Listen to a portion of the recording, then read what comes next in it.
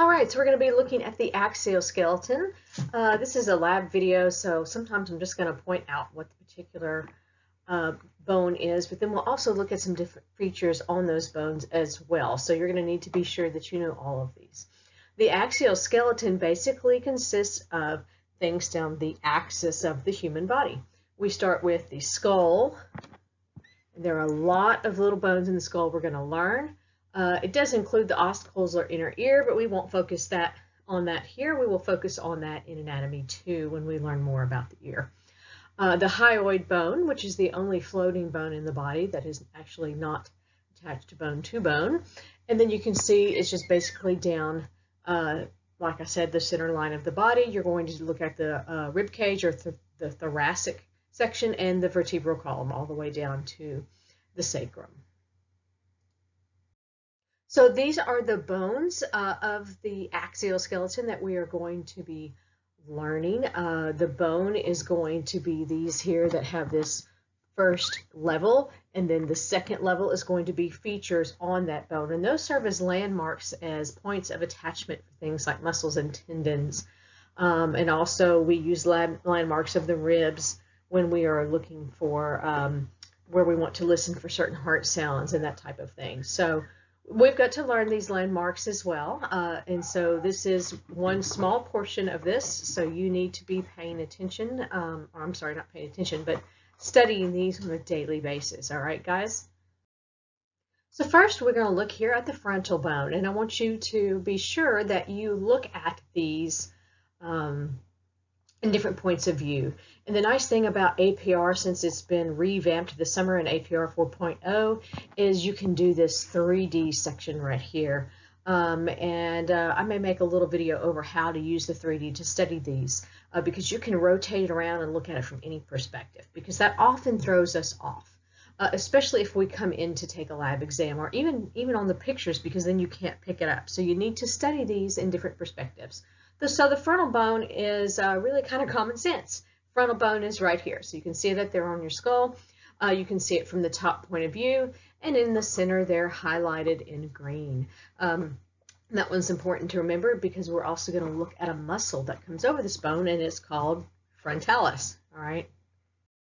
So learning those root words is really, really important. And so here we are looking at the supraorbital foramen.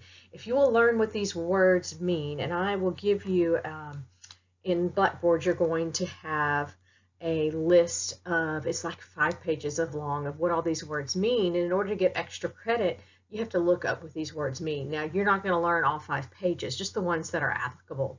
But if you understand that supra or super mean above, okay, because you could call this supraorbital, and I think probably in the intro video I call that. You know it's going to be above something, and if you understand what a foramen is, and a foramen is an opening, a hole, and we do have different ways of saying openings, like a smaller hole we will call a foramina, okay? But foramen in general means a hole. So if you learn what these words mean, it makes your job so much easier, especially as we go on throughout, we begin to learn the muscles. And if you come back in anatomy 2, then you can, instead of just try to memorize these structures and these features, you can understand them. And this is the key in anatomy, all right?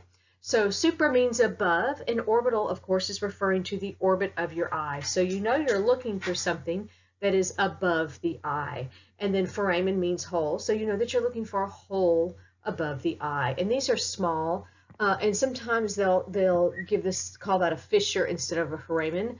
Most of the time I've heard of it called as a foramen. But if you see fissure, that's not necessarily incorrect in this case because it's kind of in between the two.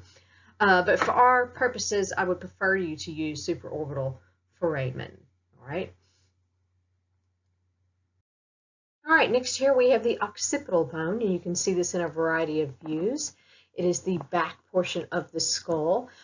These defining features right here, these are what we call sutures, and we'll go over those towards the end of the PowerPoint, but that is basically the lines that end where the bone is, because these bones do have to be fused together. These are separate individual bones, and then they fuse together. And this one here shows you the occipital bone removed. all right? And so we actually have an occipital ridge about right here that they use to study anthropologically, looking at the history of humankind and how we developed from different species way in the back. And so if you ever take evolution or something like that, you may hear about the occipital ridge, and you'll be able to know where that's at because you'll know what an occipital bone is. And you can kind of feel you have some prominent features on the back there that we're going to be learning about. So occipital literally means back of head. So occipital is the back of the head bone. And condyle means something like a knuckle, has a knuckle type shape to it. So occipital condyle is the somewhat knuckle-like shape on the back of the occipital bone. And so sometimes these words have meanings that are extremely helpful and they're somewhat helpful, but it's describing the shape of this feature on this bone that we need to know. And these are one of the features that you can actually reach your thumb into the back of your head and feel.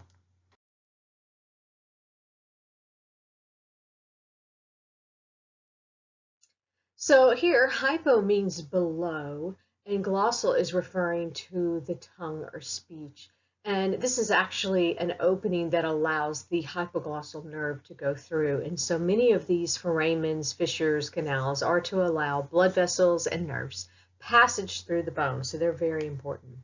So here we're looking at the hypoglossal canal. It's kind of hard to see in the left picture. If you look at the green portions, that's showing you how it goes through the bone on those occipital condyles. Remember, and these are rounded bumps. They're rounded knuckle-like bumps. It's the occipital condyles there.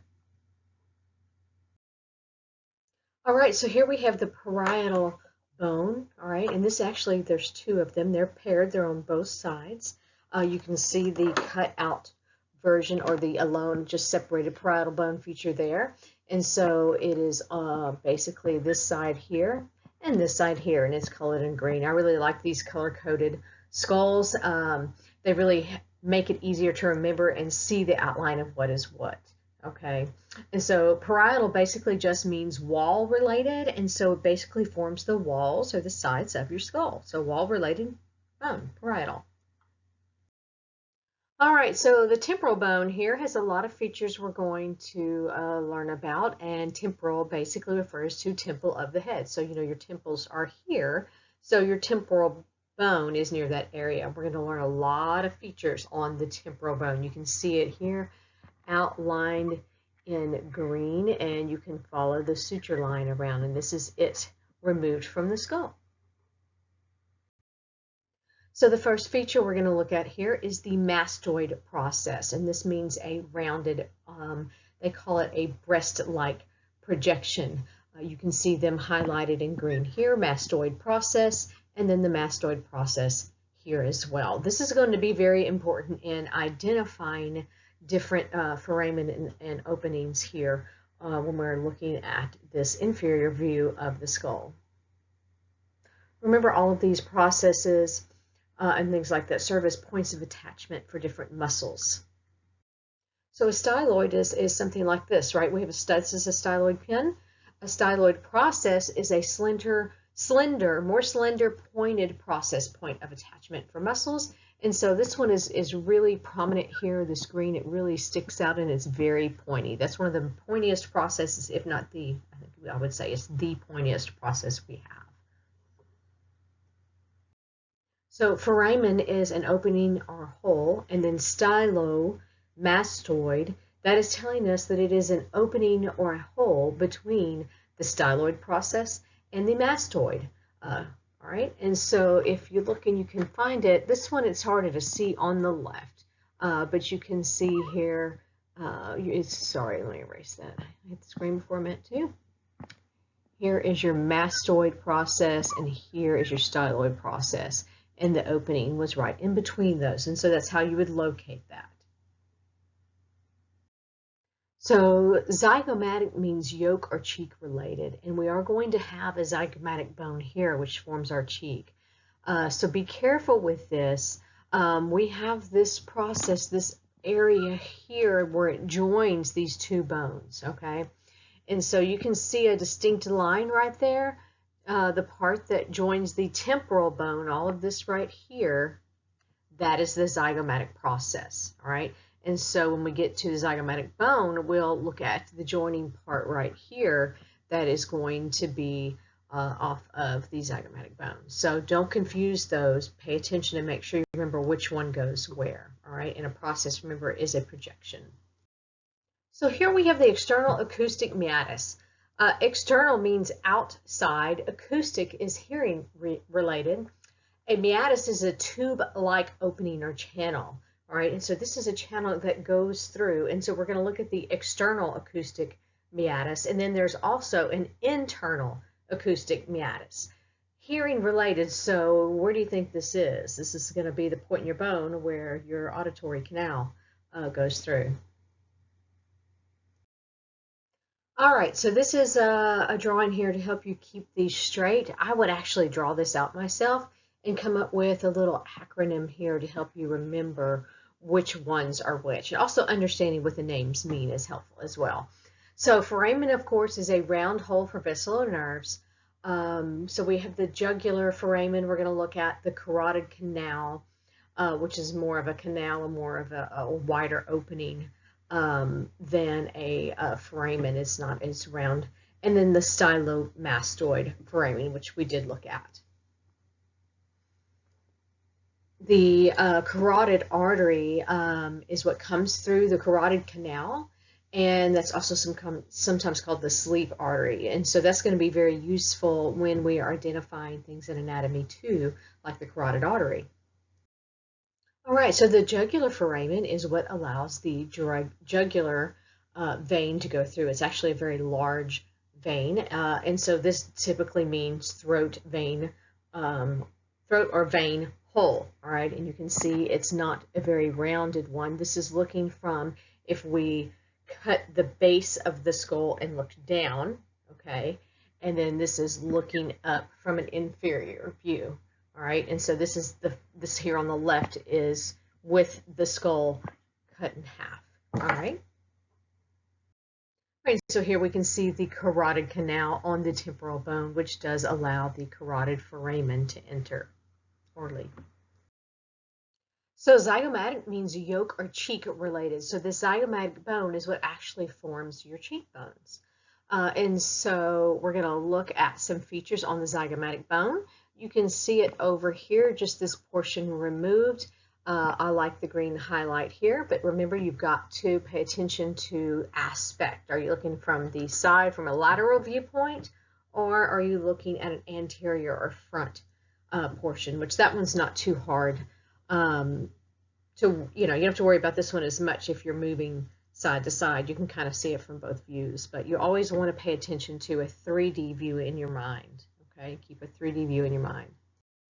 All right, so remember I told you to be sure and pay attention to these. We have the temporal bone here that has the zygomatic process, and then we have the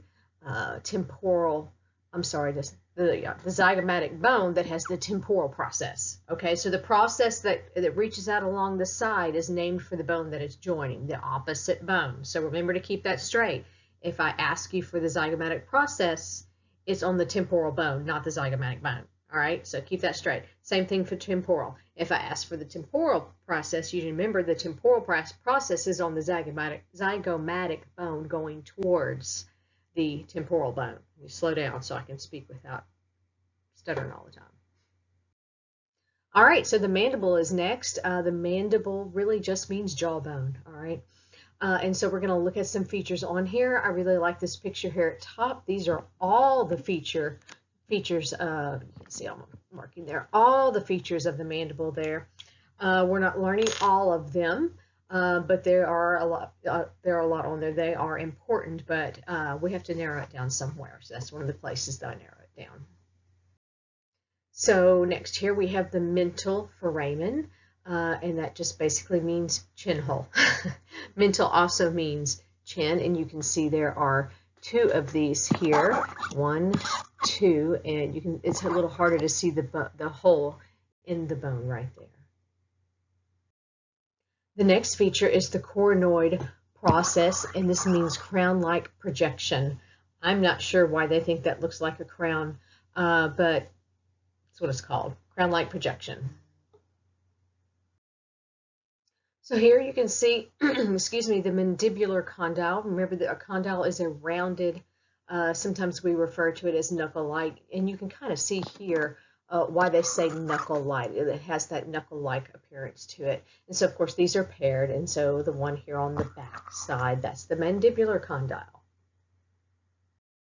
All right, so the sphenoid is a wedge-like bone, and to me it really looks more like a butterfly, and it has wings on it, and you can see it has a lot of features we're going to learn. This is actually one of my favorites. I just think it's kind of a pretty bone. It really does look like a butterfly, and I used to collect butterflies. And so we have a lot of little openings here that we are going to learn as well. All right, so the first one we're looking at here, these don't always necessarily kind of go in the order of the A, B, C, D, but the Sella turcica, all right, you can see it highlighted there in green, and I'm pointing to it here, Sella turcica. Sella turcica means Turkish saddle, and it really does kind of look like a little saddle seat, and it is very similar to the shape of what an actual Turkish saddle looks like, okay? So it's kind of a prominent depression on the sphenoid body in the middle of the cranial fossa. Fossa is a depression, and so you can see this whole area in here. This is like a fossa, okay? And so the sphenoid sits in here, all right? And so we look at the bone by itself and pulled out from both sides, but then you're also going to need to be able to look at it from the superior view where we've taken a horizontal cut across the base of the skull. So we are looking down through the bottom portion of the skull here. This is also where you will find the pituitary gland. So that's interesting. It's kind of hard sometimes to think about where this stuff is. So here we've got the optic canal, which is sometimes called the optic foramen, and this is what allows the optic nerve to pass through on both sides from the and the ophthalmic artery. This basically just means vision canal, and so you can see here the highlights in green. These are taken from APR, by the way, so you can save images like that for yourself to practice and make flashcards with. You can see that's where they would go through, and the openings are right over here. Pterygoid plate. Pterygoid means a wing-like projection, and it is kind of plate-like. You can especially see that in the one that is lateral. And of course, medial means towards the middle, and lateral means towards the side. So that's how you can differentiate those. But do practice spelling pterygoid. That is kind of a hard word, and spelling is important. Incorrectly spelled things can cause medical errors, and so this is pretty important to learn how to spell these right. So foramen ovale is just what it sounds like. It's an oval-shaped hole. You can see that over here on the left. Foramen ovale, it's a little more oval-shaped. And then foramen lacerum, and lacerum basically means lacerated, and you can see here it kind of does look like a little laceration. You may see that sometimes called a fissure. To me, that looks more like a fissure, but you know, we kind of have to go with our textbook and what the official name is. So here on the left, we have the foramen spinosum, which is that means a spiny or thorny type hole. And then rotundum just means round, so a very round hole. So this is another view of the optic canal, and this is going to be from the opposite sides here. And so, like I said, sometimes you'll see it called canal or foramen here on the left, and you can also see the superior orbital fissures there on the right. Greater means larger, and so here I have both views, the anterior and posterior, or you could say superior and inferior would probably be a little more appropriate, superior and inferior views. Greater means larger, so greater wing will be the larger wing. Here is the lesser wing smaller, all right? And so this one is important to be able to identify in that base of the skull view looking downward. And so you can see those here, they form that little wing shape.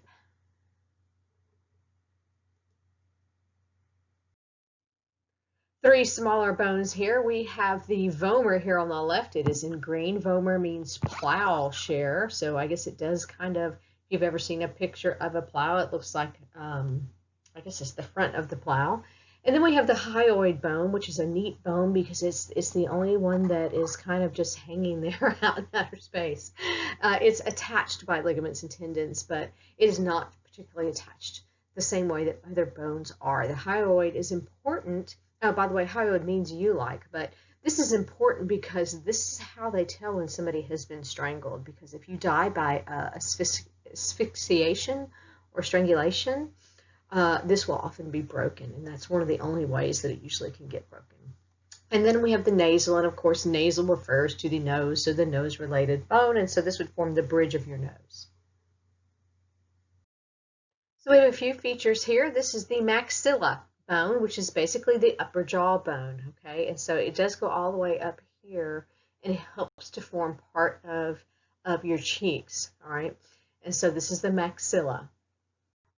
On the maxilla, we have the infraorbital foramen. We need to also look at the palatine process here. So we have the opening that is inferior to the orbit. If we understand and learn what these words mean, infra means below, orbital, of course, referring to the orbit of the eye, and foramen means hole. So if we learn what those words mean, we know exactly where to go and what we are looking for when we identify it. All right. This allows an infraorbital nerve, artery, and vein to pass through this foramen. Okay, so basically it means below eye socket hole. And then we have the palatine.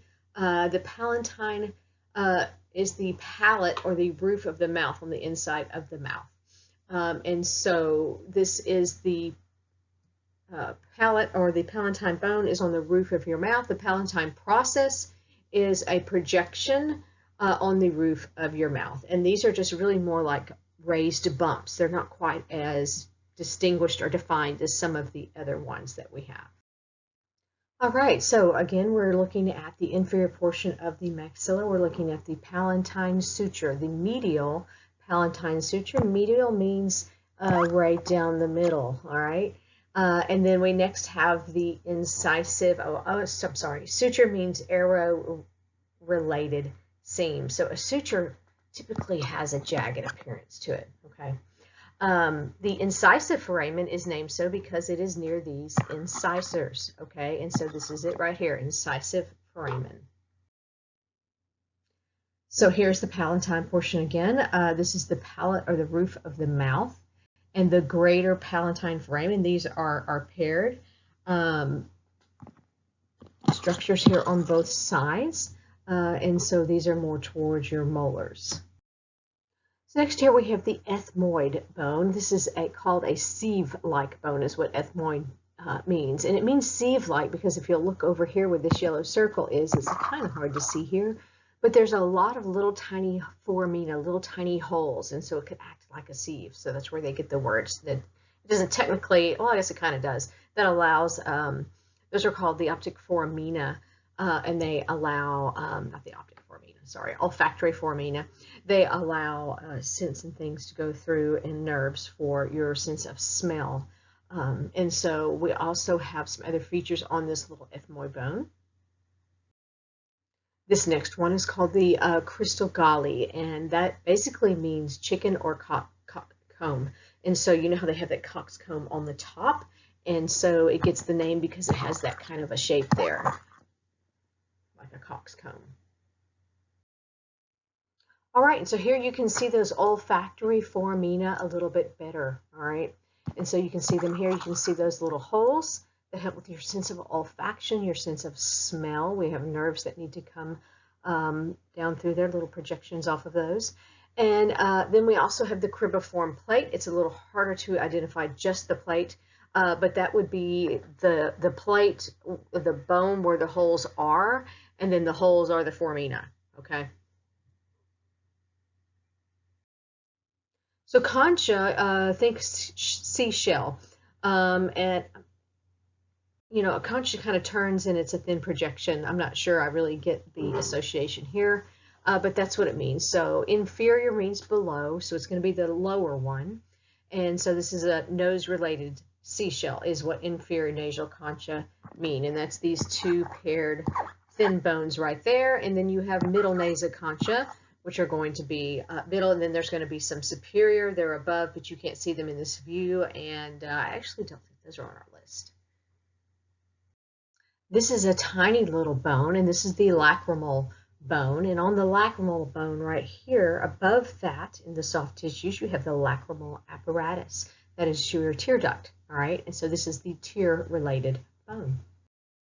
Now to the sutures. Remember, these are saw-related, and these are important to distinguish between one bone and the next. And so these are where the bones have fused together. And you know when you're born that these are more open and allow compression of the skull as the baby goes through the birth canal.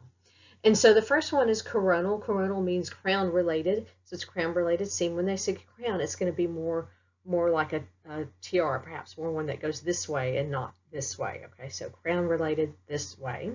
Squamous means scale-like, and so it's on this bone here. You can see it kind of has an odd shape to it there, but that is the squamous suture. So sagittal would be like you are making a sagittal cut. So think back to that first lesson we did, a sagittal cut, align the skull along the skull, going back this way, and then it will join with the lambdoidal suture, which is basically named after lambda, which is a Greek letter, and it's kind of shaped like this. And so that does kind of look like that. I think it kind of looks like an L, and that's how I remember it's the lambdoid, sorry. So finishing this up, we're going to look at the sinuses. So we have the frontal sinuses, which are going to be right here near the frontal bone. Maxillary sinuses, which are is an opening in the maxilla. So a sinus is a cavity, it is an opening. So when you have an allergy problem or a sinus infection, don't go around saying, I have sinuses. Well, I hope you do have sinuses. If not, you have a deformity, all right? You have a sinus infection or an inflammation in your sinuses. It's kind of a pet peeve of mine. So you've got frontal and maxillary there, and we're going to go look at a couple more. Here's the sphenoidal sinus, and it is below the sphenoid bone. It's a little bit harder to see this one, and so you just kind of have to know that it's deep inside there. So now we're going to look at fontanelles, and I believe this will end us up. These are what we normally call soft spots when babies are born, and so these are the larger gaps where the bones will eventually, takes about till you're 2 years old for them to completely close up. I think in lecture we go over which ones close up when. So the anterior is going to be the one up here more towards the front, and that's what we typically think of when we think of soft spot. It's the largest one and the one that we're most familiar with. And then we have the posterior one here on the back, and we have two more. So sphenoid is going to kind of parallel where we had that sphenoid sinus at. And so it's right here on the side. So sphenoid will be on the side, and then mastoid, so it's going to be near the sphenoid bone, and then mastoid is going to be near that mastoid process right there. Okay, so mastoid is going to be back down here. And so those two, you're probably not even weren't aware that we have those. Those are not some that we really notice. Maybe a little bit sphenoid near the temples.